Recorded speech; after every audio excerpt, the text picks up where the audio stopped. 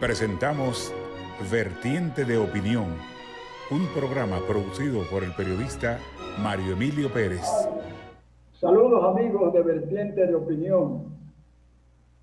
Me da mucho placer y satisfacción tener como invitado hoy a uno de los más diestros comunicadores del país. Se trata de Rafael Fafa Taveras, un hombre que desde hace muchos años tenemos una amistad. Fuimos condiscípulos en la Facultad de Derecho hace muchos años. Él lo abandonó, yo lo abandoné muchos años cuando me di cuenta de que mi vocación real era la comunicación. Y luego, por vergüenza geriátrica, la terminé. Con él vamos a dialogar a todo lo largo de este programa y, como es natural, vamos a hablar de tantos acontecimientos importantes que han ocurrido en la vida pública del país. Volvemos después de esta pausa para dialogar con nuestro distinguido invitado.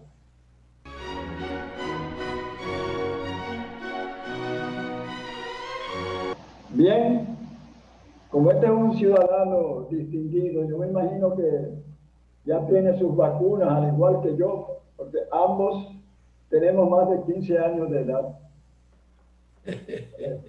Fafa, desde tu óptica de analista avesado, diestro, de vida pública, en la cual durante muchos años ha sufrido prisiones, en fin, todo por la democracia dominicana y luchando también por las masas irredentas del país. ¿Cómo tú ves así a nivel panorámica la situación política dominicana? Porque indudablemente que estamos frente a acontecimientos que repercutirán en el futuro inmediato y hasta inmediato de la nación. Primero, yo parto de decirle a mis amigos que ahora es el momento de mayor vínculo global. Tenemos un solo mercado. No hay guerra fría que nos separen por cuestiones ideológicas y nos impone ese único mercado la competencia y la competitividad como razón de sobrevivir. Sin embargo, mucha gente conserva todavía en su cabeza los esquemas de cuando la Guerra Fría, que estaba sujeta a una relación de dependencia con el jefe del mercado mundial en el área de nuestra desenvoltura, que era Estados Unidos. Estamos asistiendo al relevo de la hegemonía de Estados Unidos en el mundo.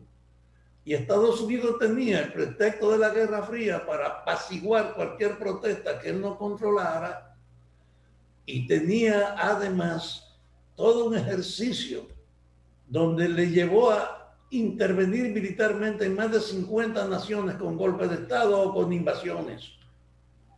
Hoy eso está superándose, ese no es el ambiente que determina el mundo de hoy. Y además de que es un solo mercado y que no hay pretexto ideológico, aparece el impacto de esta crisis del virus, que está entonces fortaleciendo esa ausencia de frontera que teníamos para ir a todos los sitios y plantear entonces, frente a la noción de que ahora no hay pretextos ideológicos, nos ha planteado ahora el problema del ataque a la vida que impone una cierta solidaridad. De hecho, hay una situación especial en el mundo.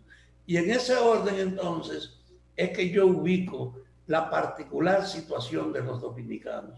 Mira, nosotros estamos frente a una situación que es el resultado histórico de la acumulación de ver la política como un instrumento para la autoridad de los que mandan, en beneficio de los que mandan, y donde la institucionalidad ha sido una cuestión formal condicionada a los jefes. Desde Pedro Santana, cuando le puso el artículo 210 a la Constitución, todo el tiempo hasta Trujillo hubo un predominio absoluto de la voluntad de los que mandaban, que Trujillo llevó a extremos máximos. Esa noción de que el poder ha estado permanentemente concentrado en manos de los que mandan se fortaleció en las luchas ideológicas cuando existía esa visión de la Guerra Fría, porque había una justificación adicional, la tradición nuestra que le daba todo el poder al que mandaba y el alineamiento ideológico con un poder global. Hoy enfrentamos, sin embargo, un cuestionamiento de fondo. El pueblo no es el mismo. Cuando la gente no tenía información, el líder decidía. Cuando la gente no tenía capacidad de acceder a los detalles, el jefe era el que la gente seguía y ese orientaba. El líder era una fuerza. Ahora no hace falta ese liderazgo de ayer que concentraba todo el poder y la gente buscaba su orientación para desenvolverse. Ahora, con la tendencia a tener un solo mercado, con el avance de la tecnología que ha puesto la comunicación al servicio de todo el mundo, se abre una posibilidad donde la gente tiene acceso a la información sin condicionante para obtener en forma directa la realidad de lo que pasa.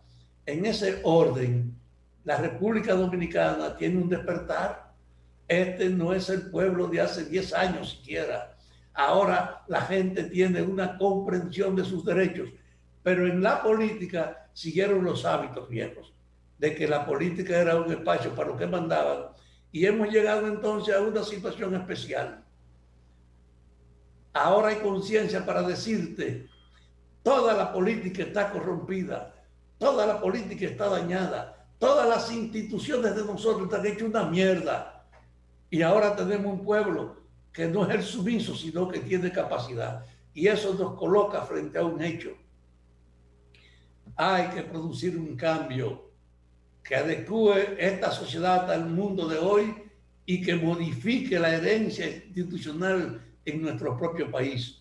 Estamos obligados a un cambio global. Estamos obligados a modificar todas las instancias. No a haber una u otra, ¿no? Estamos alarmados por la denuncia de la corrupción, pero esa era la práctica. Ahora llegamos a un momento donde ya no pueden seguir engañando a la gente y ahora tú te encuentras que tenemos un gobierno que dice que es el gobierno del cambio. Entonces, un gobierno del cambio tiene que enfrentarse a la realidad de que esto no puede seguir como antes, de que esto tiene que cambiar. Y no tiene que cambiar con medidas aparentes o formalidades, sino globalmente. Esto tiene que cambiar todo. Y ese gobierno hizo un plan para llegar al poder y ganar los votos, con una propuesta de programa que incluyó refundar el Estado. Es decir, esto hay que hacerlo de nuevo. Esto es un relajo. Todas las instituciones están como estaba esa asistencia del presidente, como manejando los dineros a su favor, corrompiendo como una práctica y creyendo que no iban a tener nunca que rendir cuenta, porque aquí era normal que el poder era para aprovecharlo. Entonces hay un cambio, hay un momento crucial en la historia, que es este que estamos viviendo. Hasta aquí llegó la intolerancia, hasta aquí llegó la impunidad. Ahora se impone que veamos claramente que esto hay que arreglarlo, y yo creo que el hecho de el presidente del cambio nombrar 3 abogados como procuradores independientes para que ellos canalicen bajo la presión de la justicia algunos expedientes es un indicador de la orientación en la que vamos, porque es verdad que esos 3 no son la solución, pero son un paso en el camino de la solución, que es pasarle causa. Y mira el espanto que hemos tenido con los primeros sometidos, ¿sí? Y la sorpresa, eso están hablando con una tranquilidad que era el mismo comportamiento que en educación, manejando el más grande presupuesto se produjo, pero que hace falta que le pasen causa, que en la justicia en sentido general no existía porque la justicia estaba hecha para proteger a los que lo nombraban, no para hacer causas, que aquí tenemos eso a nivel de la gestión gerencial del gobierno. La Cámara de Cuentas era un relajo, no cumplía su función de fiscalizar, y ahora estamos frente a un hecho de que tenemos una nueva responsabilidad personal que va a tratar de que la Cámara de Cuentas funcione. Pero tú te encuentras en la salud con lo mismo.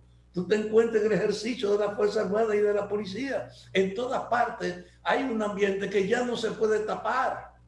Entonces, lo característico de este momento es ese.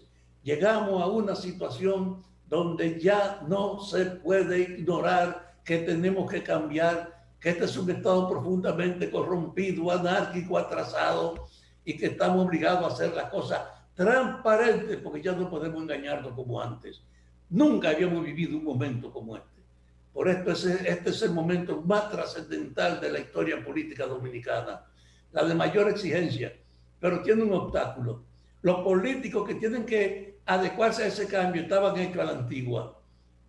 Y aunque estemos predicando la importancia del cambio, en el cambio mismo hay que tener la delicadeza de saber que no nos podemos guiar por la herencia, por la tradición, por el pasado, que tenemos que de verdad asumir que estamos en una nueva situación. Y para mí, Mario Emilio, entender la dimensión de ese cambio es el desafío. Para los que lo comentan, que comentan esta realidad por basada en la experiencia, y yo te digo, el pasado no tiene arreglo, hay que barrer el pasado de la corrupción. Eso no es verdad que con remiendo se va a arreglar, hay que cambiarlo, pero así también la mentalidad de nosotros tiene que saber que hay que entender este momento, que hay que entender la actualidad, porque si usted no entiende la actualidad, no puede tratar de darse cuenta en qué dirección debemos empujarla. El pasado es una referencia, pero el pasado no es guía. No hay quien arregle lo que pasó, pero sí tenemos para que ajusten cuenta lo que venimos de esa atmósfera general de la corrupción. Y eso es con valores nuevos que no estaban ayer. Eso es con reglas nuevas que no las hemos heredado. Eso es con una conducta intransigente de tratar de que no siga la impunidad, de que no siga el robo, de que no siga ese conjunto de vagabundería que era la política. Y entonces dimos un paso, el presidente dijo que a él no le interesa la justicia, que él está poniendo gente para que ellos la vean, que no va a usar su influencia y su autoridad para la justicia. Eso es nuevo en el país. Ahora, los funcionarios de la justicia tienen límites, pero están trabajando. Entonces, para mí, estamos asistiendo, tú y yo, que somos dos sobrevivientes de los últimos 60 o 70 años de la política, tú y yo, que somos dos sobrevivientes, estamos asistiendo a un momento estelar marcada por la eminencia del cambio, porque no hay excusa, no podemos seguir como estábamos, estamos obligados a cambiar. Y esa visión del momento que vivimos, Mario Emilio, es imprescindible, porque si no uno puede analizar esto pensando en lo que pasó ayer, que no puede ser guía. La herencia de lo que ha ocurrido aquí no puede servirnos de guía, sino de desafío para hacer un equilibrio nuevo con la sociedad que ahora no puede seguir siendo engañada como antes. Así que a tus órdenes, compartiendo este momento estelar que ni tú ni yo habíamos visto nunca en la historia política dominicana. Sabes bien, Papa, que te dije al invitarte al programa, que ya estaba un poco cansado de hablar y escuchar a través de los medios de comunicación a otros hablar de incidentes concretos, de sucesos determinados. Quería volver a aquellos años de la ideologización, valga el término, donde tú y yo, que fuimos hombres de izquierda, éramos jóvenes, y creo que se le atribuye a Rómulo Betancourt, ese distinguido y destacado político venezolano que tuvo mucho que ver con la caída del Trujillato en el país, que él decía que quien no era comunista, o sea, de izquierda, a los 25 años no tenía corazón, pero quien lo era a los 40 no tenía cerebro.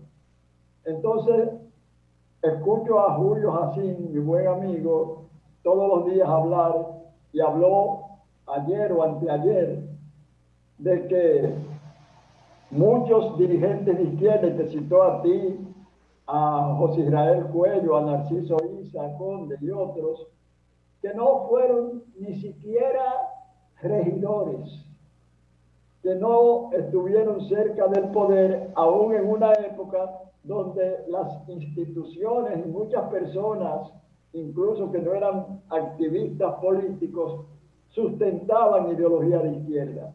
La pregunta a Papa es, ¿cuáles factores desde tu óptica han determinado esa situación? Porque países más atrasados políticamente que nosotros han tenido gobernaciones, gobernantes de izquierda extrema incluso.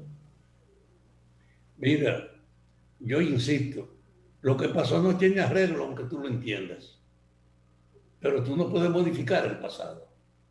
Y podemos discutir para que nos convenzamos de por qué hubo un monopolio del poder concentrado en los que se unían para tratar de aprovechar el poder y eran cómplices, porque la corrupción era una norma institucionalizada.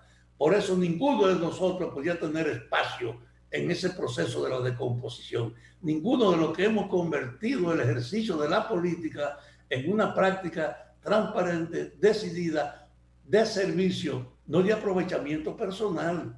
Todo lo que tú mencionaste, estamos metidos ahí. Ahora el desafío es que tú entiendas la actualidad. Y muchos de la gente de tu generación y de la mía, le es difícil entender la actualidad porque son unos instrumentos del recuerdo. Todo lo ven por lo que pasó. No se dan cuenta la modificación profunda que tiene la vida de hoy. Esto no se entiende ni se arregla desde el recuerdo. Es entendiendo la actualidad. Y la actualidad dice, tenemos otro pueblo. La gente ahora no depende de los caciques como antes. La gente tiene autonomía para hacer sus propias ideas. Y en función de la comprensión y del acceso que le dan los medios a la vida de hoy, la gente tiene claras sus aspiraciones de mejor vida. Y desde ese punto de vista hay que ponernos de acuerdo ahora para liquidar la herencia de la corrupción y abrir el proceso renovable que integre a la gente, que haya una distribución más equitativa de los ingresos y de los bienes, porque ese es el desafío de hoy, eso se entiende. Cualquier tigre del pueblo te da una lección ahora. Antes buscaba de un líder para que le orientara qué hacer. Ahora cualquier gente del pueblo le dice al líder lo que cree que hay que hacer. Hay una ruptura.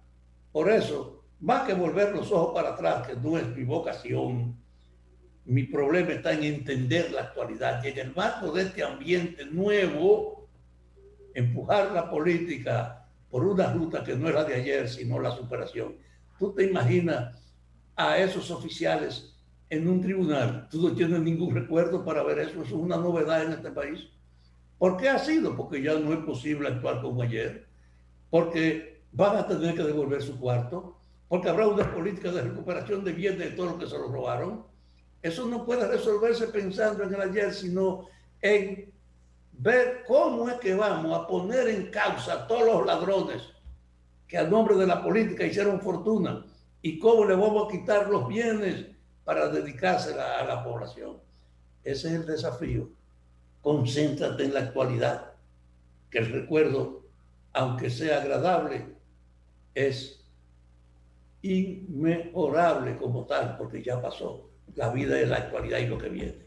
Ahí es que estamos nosotros, en hoy y en la tendencia de mañana. Tú sabes que el péndulo de la historia de los pueblos va de un extremo a otro y a veces se nota una tendencia de las democracias de bascular hacia uno u otro lado. En España, con los movimientos Podemos, Ciudadanos, etcétera, se pensó que había una tendencia progresista en ese pueblo, nuestra madre patria. Sin embargo, en las elecciones en Madrid hubo un descalabro de esos movimientos recientes como Podemos y también desde los partidos tradicionales españoles, el PSOE, socialista español, ¿verdad? Y el popular, vemos que la derecha extrema se ha afincado de una manera tan determinante que ahora mismo hay una conmoción en la izquierda española. Factores. Compadre, un problema concreto. El partido gobernante, los socialistas en España han sido un fracaso. No han respondido a las expectativas de la gente. Se separaron de las expectativas que estaban creadas de que iban en el cambio. No lo fueron. Pasivos y además sometidos a la tradición. La gente lo abandonó. La gente no tiene opción y recurre al pasado, y eso no es solución. Eso es un indicador del vacío y la crisis de la actualidad, que desencantados de lo que eran, que lo de avanzada, no tienen una alternativa, la van a construir. Tú puedes estar seguro que en España hay una visión hacia el futuro que no cuadra ni en los partidos de izquierda ni en los de la derecha, aunque la derecha sea el beneficiario transitorio. Pero no es verdad que la derecha tiene solución para el problema que tiene España y tiene Europa hoy.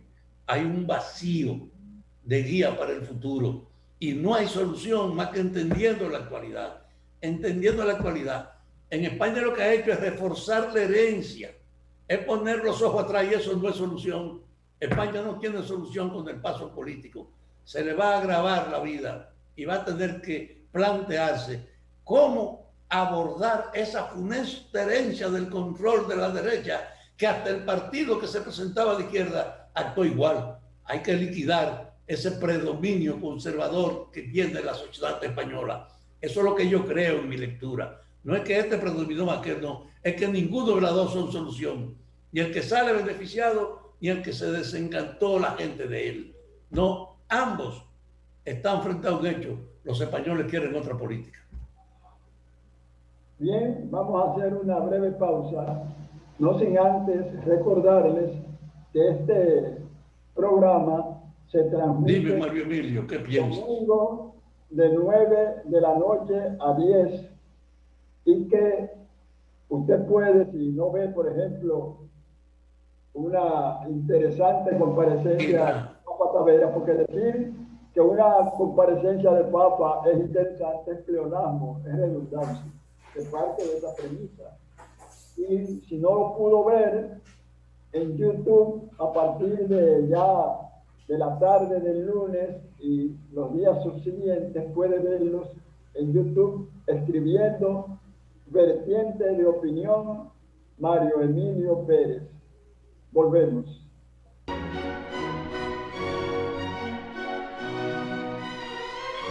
Seguimos dialogando con este veterano político dominicano, diestro comunicador y un hombre pragmático.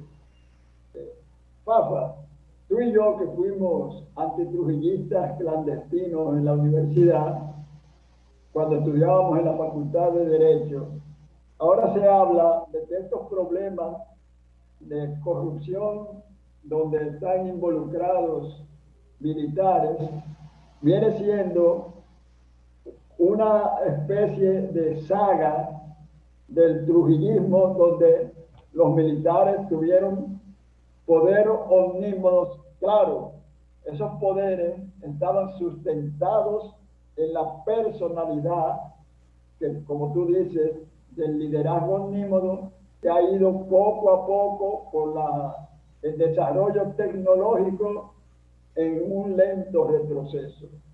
Entonces, ¿tú piensas que todavía la herencia nefasta del trujillismo está vigente en el país?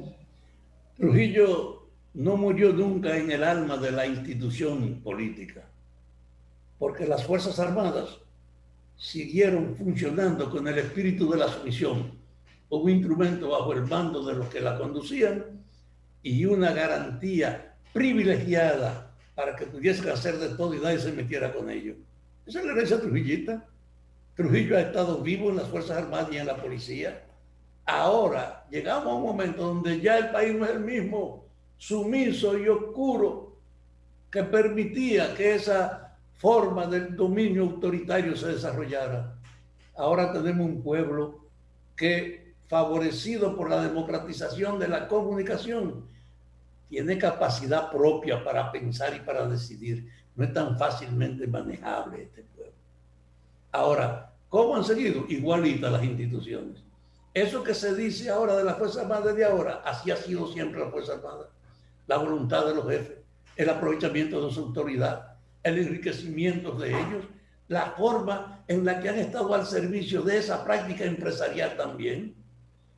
Ahora tenemos un problema que el jefe de la Fuerza Armada ha dicho que la justicia tiene el derecho de pedir cuenta de sus funciones.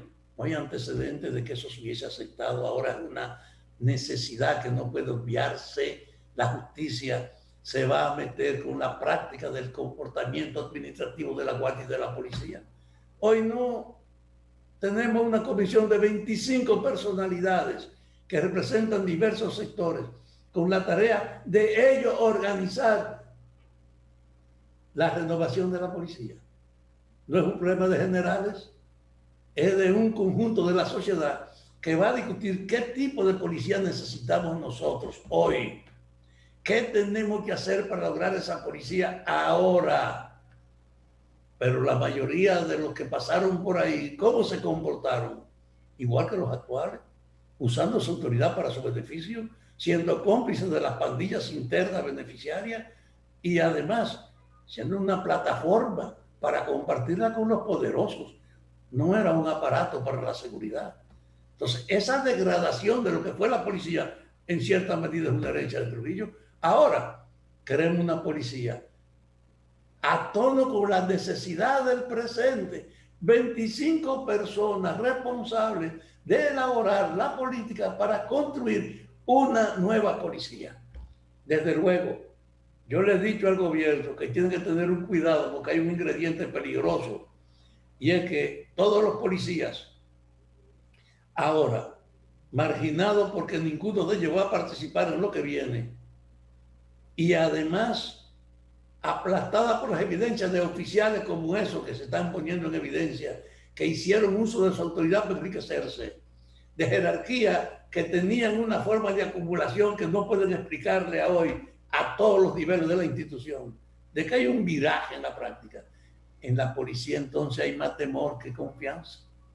Hay más gente preocupada porque lo puedan involucrar con o sin tener responsabilidades y no hay mucha esperanza. Y el gobierno tiene que tener cuidado en esto, porque una policía donde se pierda la noción de que el cambio no es para aplastarla, es para mejorarla, de que el cambio que se está ordenando es para mejorarle las condiciones de vida también a los agentes, para mejorarle su formación, para tratar de orientarlo en su práctica para que sean mejores servidores, no aprovechadores.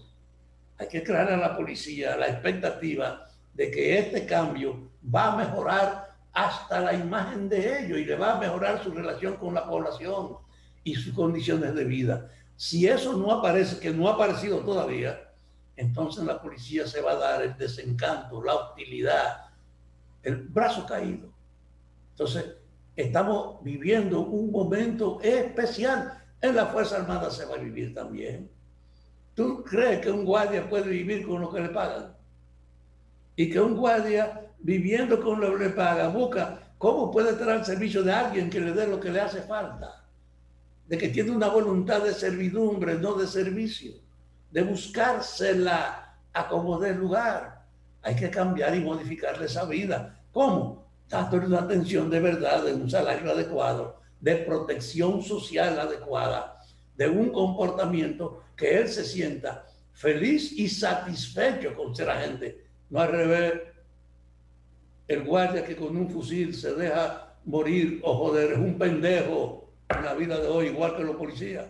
Entonces ese cambio general de la policía y de la Fuerza Armada se va a dar en la justicia, se va a dar en la producción, en el agro, en todas partes.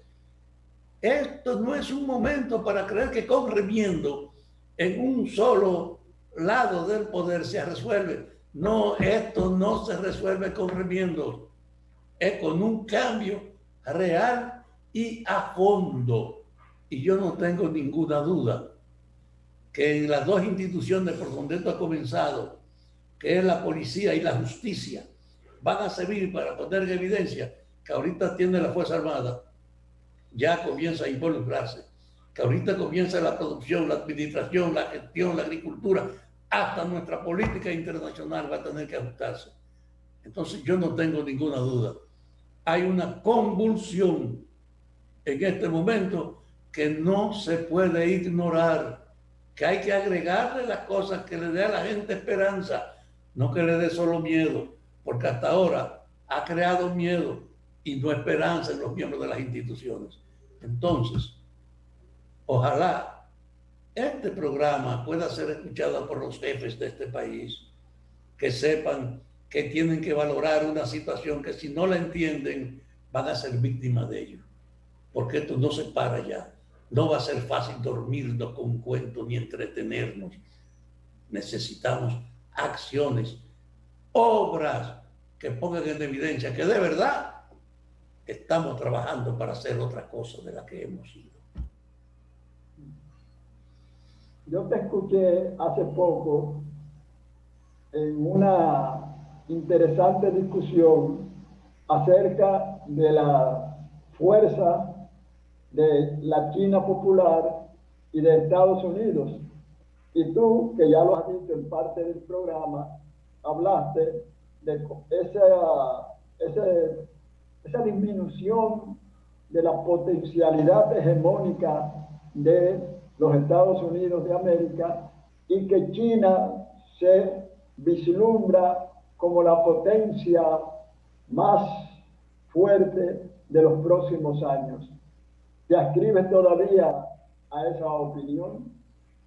Mira, los otros días se publicó un tuit sumamente importante en la que hablaba de un diálogo acerca de la realidad actual, un diálogo en que, ¿cómo se llama el presidente que abrió las relaciones con China? El presidente norteamericano. Fue Obama, fue. No, antes de Obama fue. Y ese presidente, en un diálogo con Trump, que expresaba Trump su preocupación de la emergencia de China y de su crecimiento, ese presidente le dijo, y salió publicado, es claro, mientras Estados Unidos en estos últimos 20 años ha estado usando la inversión en recursos militares y en acciones militares, en China no ha habido una sola acción de injerencia ni de agresión a nadie. Mientras se ha usado todo el poder en reafirmar esa imagen poderosa, China ha estado sirviendo una política de asistencia a naciones para ello. Es decir, tú no asocias a China a ninguna intervención, a ninguna agresión en los últimos 30 años. China ha dedicado todo su dinero a desarrollar su tecnología, a crear una forma de modernizar su sociedad y a tener una relación cada vez más confiable con otros, en el hecho de que como hay un solo mercado, lo que se impone es la competencia, y en la tecnología y en todo, China ha estado ganando y echando el pleito que está echando. Entonces, en el fondo, hay un desplazamiento de la tendencia a la hegemonía y al superior nivel que tenía Estados Unidos en el mundo. ¿Tú te imaginas que Japón, destruido por Estados Unidos en la guerra, reconstruido por Estados Unidos, parecía como una colonia económica de la dependencia de Estados Unidos? Europa también detenida por Estados Unidos, que la reconstruyó y que tenía un poder inmenso sobre Europa, tenía la OTAN, la Organización del Tratado del Atlántico Norte, que era un instrumento militar en Europa, de que para protegerlo de los comunistas. Hace tiempo que la OTAN no tiene razón de ser, porque ahora los europeos lo que han estado es abriendo relaciones con Europa. Desde Moscú, por un túnel, llega a Berlín el gas que antes vendía Estados Unidos a Europa y para los europeos es mejor tener ese transporte en su propio territorio y no el tráfico de que tengan que trancarte y venir en paquetes de aviones. Ahora tú tienes que China anunció la nueva ruta de la seda de Pekín a Berlín, 20.000 kilómetros, y va a llevarlo a España y lo va a llevar a Turquía, esa ruta que va a facilitar un incremento sin precedentes del intercambio comercial entre Asia y Europa. Y Europa, que no necesita la OTAN ya, porque no tiene que defenderse, sino que ahora es un cliente, es un enemigo de ayer, y tienen un intercambio. En Europa, después de la separación de Inglaterra de ella, hay una necesidad de Europa fortalecer su unidad y fortalecer su moneda. De repente, el dólar se fue al carajo en Europa y ya ni los chinos, ni los rusos, ni los japoneses lo necesitan. Compraron oro para garantizar su moneda. Y eso la gente no lo ve. El mundo se le está reduciendo en influencia a Estados Unidos, a tal grado que ellos, acostumbrados a ser los gerentes y los invasores, tienen que estarse retirando ahora mismo de Pakistán y de Afganistán. Es decir, hay un cambio en el mundo, que el que no lo entiende no sabe lo que está pasando. China emerge como la jefa de una nueva situación. Incluso el gobierno dominicano, en la dependencia tradicional de Estados Unidos, en el hecho cierto de que con Estados Unidos es nuestro mejor mercado, independientemente de la crítica que hagamos, allá que viven los dominicanos mayores de este país, como 2 billones de dominicanos. De allá que vienen las remesas, que es una donación, porque recibiendo dólares a cambio de nada. De allá que viene el grueso del turismo. Entonces, con Estados Unidos, nosotros tenemos una relación especial en el comercio. Pero antes también teníamos una actitud de sumisión de lo que ellos dijeran o lo que ellos hicieran. Y al comienzo de este gobierno, el presidente Abinader se comportó como si fuera en la Guerra Fría. Sí, heredamos las relaciones con China, pero China no tiene espacio aquí en las áreas estratégicas de las inversiones en este y en aquel lugar. Y de repente, Estados Unidos no le facilitó las vacunas al gobierno dominicano, no le ayudó, y China ha transformado su vacuna en un arma política y se ha ganado el respeto de los dominicanos porque le ha abierto el camino de propiciar que los dominicanos estén en camino de ser tal vez la primera nación de América que se preserva frente a la crisis, de que va a vacunar a su gente, de que va a ser el primer centro de atracción turística para que acá vengan más, porque en los otros sitios no hay garantía que aquí se le estamos construyendo con el peso democrático de la vacuna, para que aquí la gente que tiene límites para la inversión extranjera vea que en este país hay un ambiente de salud para hacerlo. Este país camina a una situación privilegiada y, entre otras cosas, es gracias a la actitud y a la seriedad de los chinos, no a la seriedad americana, que ha contenido la vacuna, que no la ha permitido que le exporten, que la quiso usar como un instrumento de control y se fue al carajo. Hay un mundo nuevo, de verdad, donde Estados Unidos ya no es ni por asomo lo que fue. Y nosotros tenemos que, defendiendo la relación especial con Estados Unidos, no cerrarnos la puerta a el Asia, porque Japón, China y 2 o 3 naciones más han constituido un bloque que es el más grande de la historia, de más de 2.300 millones de personas. ¿Y cómo usted le puede cerrar la puerta a esa gente que venga para acá a invertir? Entonces nos obligan a un viraje, y ese viraje no estaba en la cabeza de nuestros políticos. La vida se la está imponiendo. Ahora no pueden ignorarlo, no pueden echar para atrás. Están obligados a convivir con un cambio que en el mundo está en desarrollo. Mi agitación principal y mi preocupación mayor es porque nuestras autoridades y nuestros políticos entiendan eso. Este es un momento distinto a todo el pasado. Voy a hacer un análisis con apariencia simplista. Cuando yo, al igual que tú, me ascribía a la izquierda, me acusaban de revisionista en términos denostativos, porque yo cuestionaba, o sea, no fui ortodoxo del marxismo. Yo decía que uno de los obstáculos que iba a encontrar, y así ha sido, es el impulso natural del hombre a competir con sus semejantes, por un lado. ¿Por qué? Porque la ambición del hombre, y se ha demostrado ahora con la corrupción imperante en muchas naciones de América Latina y del mundo, es infinita. Y entonces un gobierno comunista, y así se ha visto, resta impulso a la ambición y por ende al progreso. Eso parecería que yo estoy citando casi textualmente a mi admirado tocayo Mario Vargas Llosa.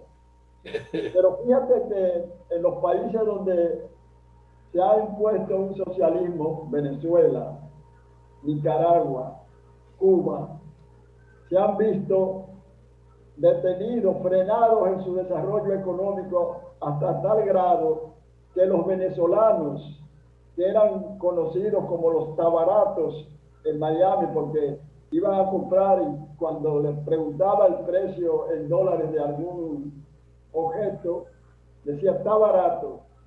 Y ahora hoy han emigrado tantos venezolanos que por millones están distribuidos incluso en nuestro país.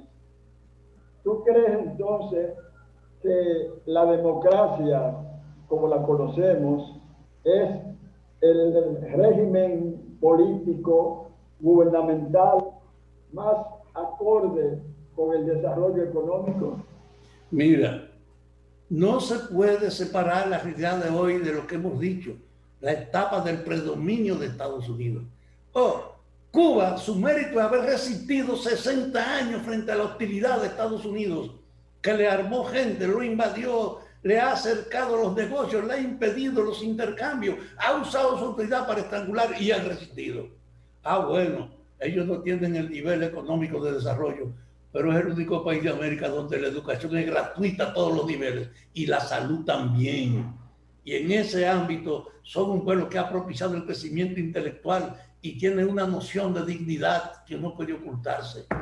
Venezuela ha estado resistiendo también una injerencia internacional norteamericana, ocupándole sus depósitos que tenía afuera, obstruyéndole su negocio.